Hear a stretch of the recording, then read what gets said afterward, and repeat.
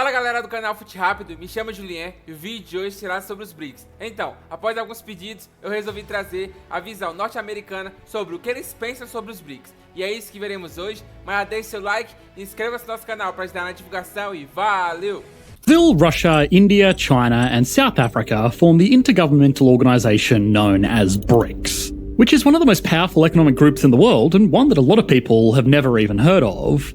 While not the most flattering name, the BRICS control 26.7% of the world's surface area, 41.5% of the global population, and around a quarter of the world's total economic output, with a combined GDP of $25 trillion. That makes this group larger by every metric than the USA or the EU, and they're only becoming larger as time goes on.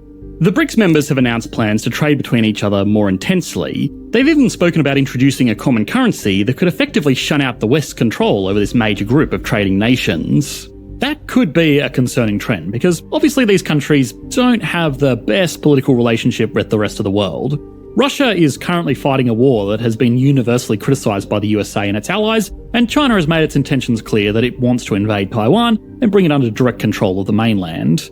Continued economic cooperation has been one of the best deterrents for this kind of conflict over recent decades, and failing that, economic sanctions are a powerful tool that doesn't actively involve getting caught up in an armed conflict between major nuclear superpowers, which most BRICS members are.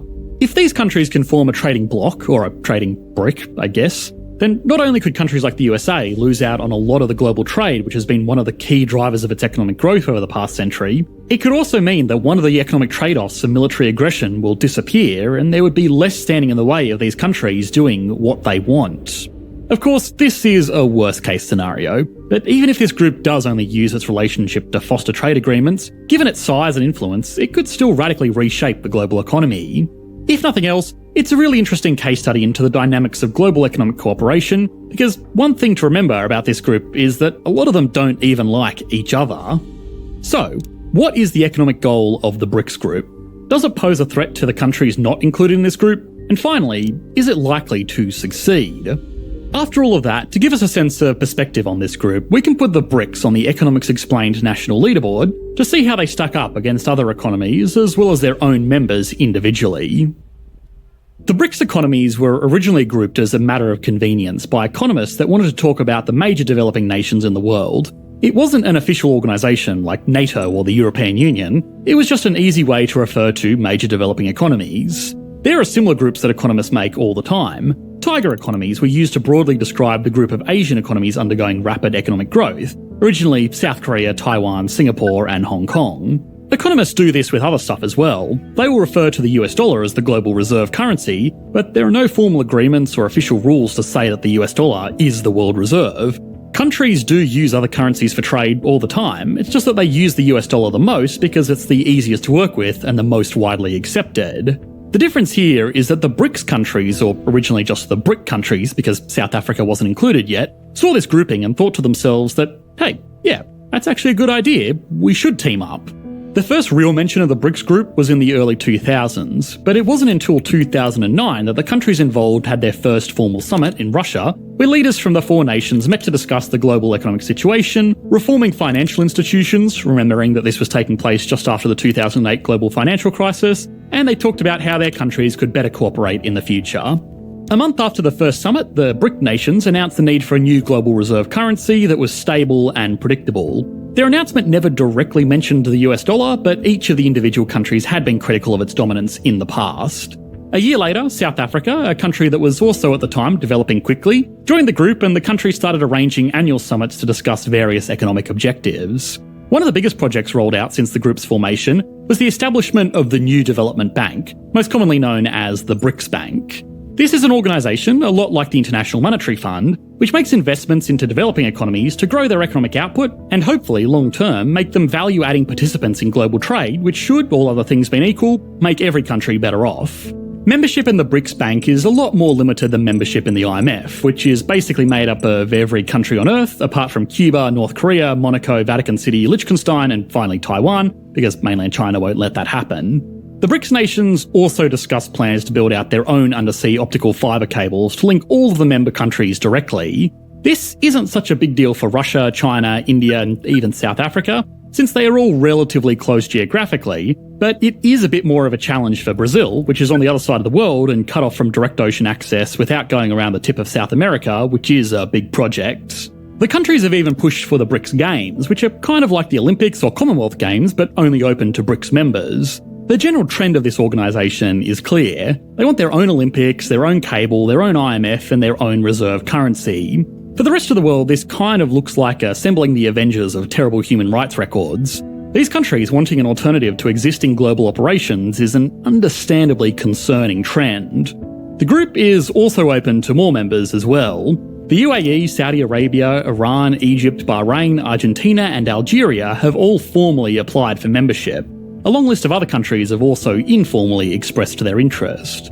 Iran, Algeria and Argentina formally applied after the Russian invasion of Ukraine, which sends a pretty strong message that two distinct economic teams have been formed around the globe. But in the interest of fair analysis, it's important to ask why they want to do this. Sometimes it's important to play devil's advocate on some of these global economic issues, and that's exactly what we're going to do here.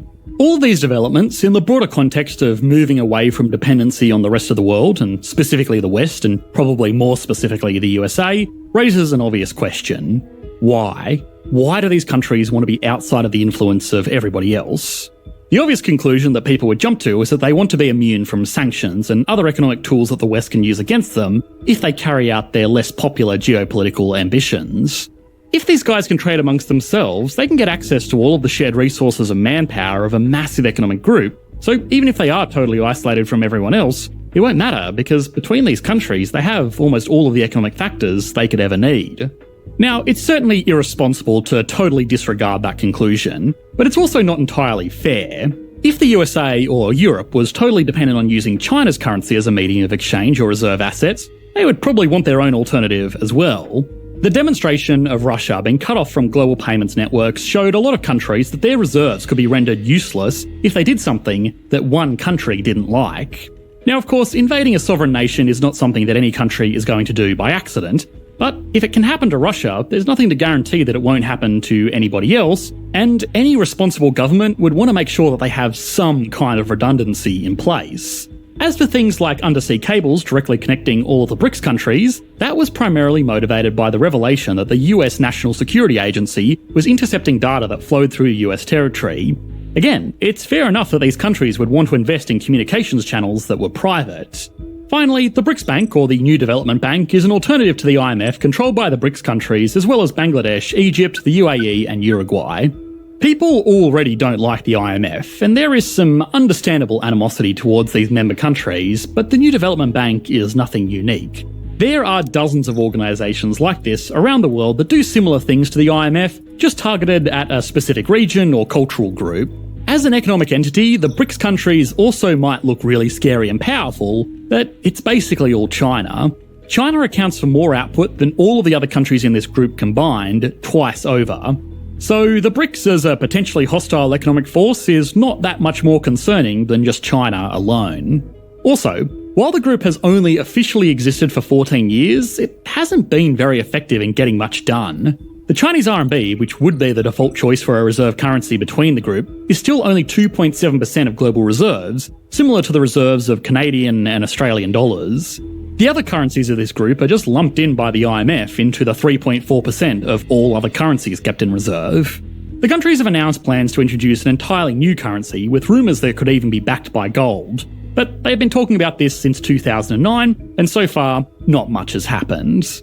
Even if they did manage to introduce this new currency, it would probably only add rigidities and complications to just trading in their existing currencies. The ineffectiveness of this group to really drive any significant change is also indicative of just the general effectiveness of this group. The BRICS economies are failing economies. When the term BRICS was first popularised, the countries that made up the group were all growing rapidly and developing advanced industries.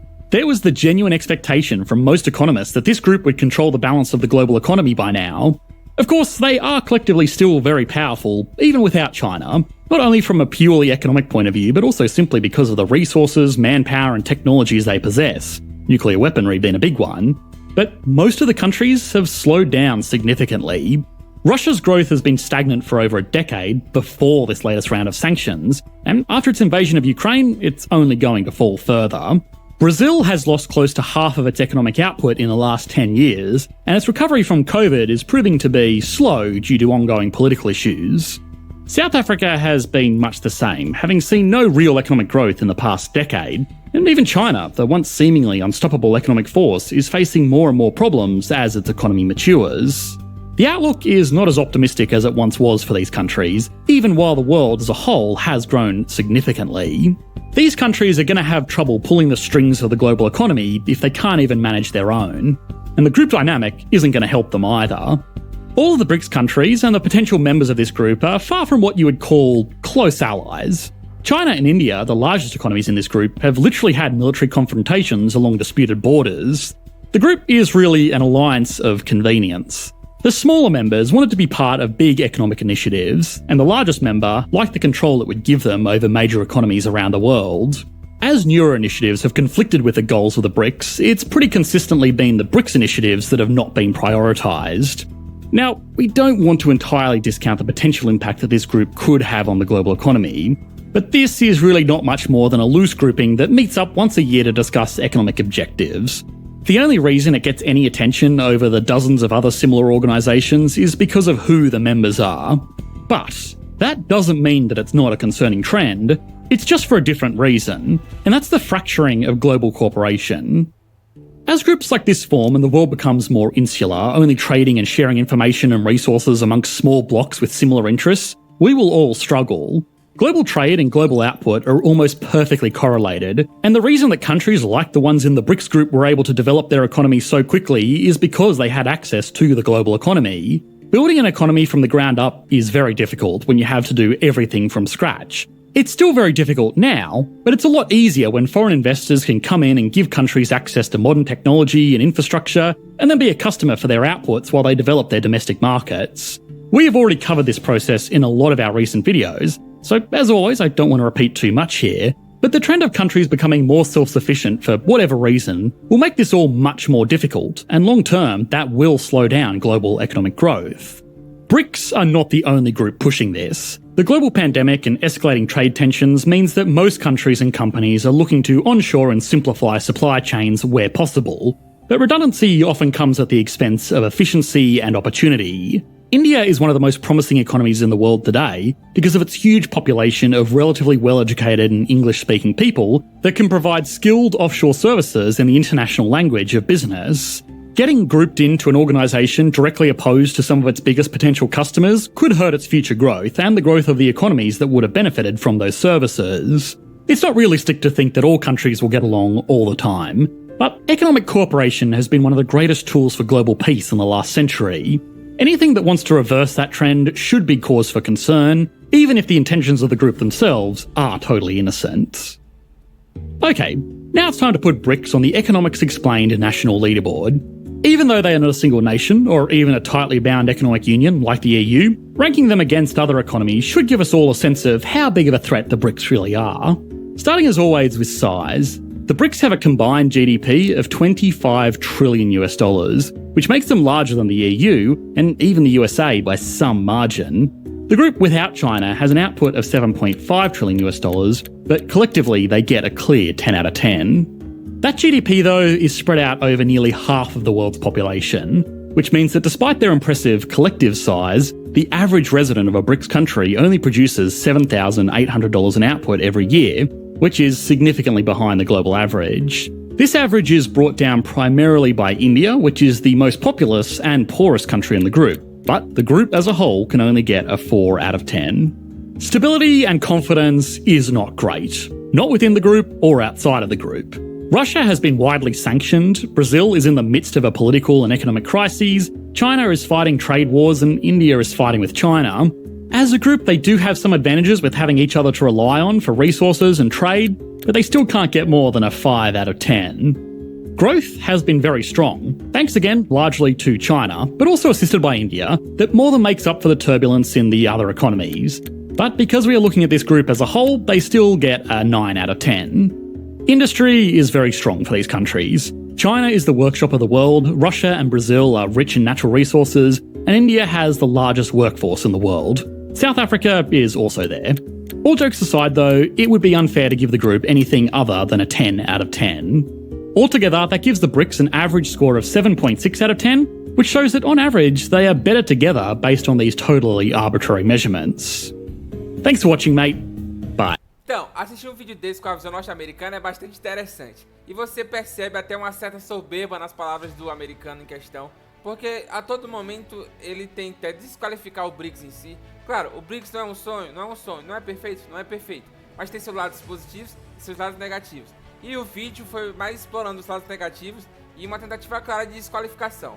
Mas ele puxou pro lado patriota dele, tentou apresentar isso da forma que ele quis passar. Até de certo momento foi um pouco irônico, porque os Estados Unidos preocupado com a paz mundial, essa cooperação econômica americana, porque isso que estabeleceu a paz mundial nos últimos séculos, pô, é um pouco engraçado, pelo menos do meu ponto de vista. Mas é isso, temos que aceitar a visão dos caras, se estão certos ou errados, o futuro dirá. Mas deixe seu like, e se inscreva no nosso canal para ajudar na divulgação e valeu!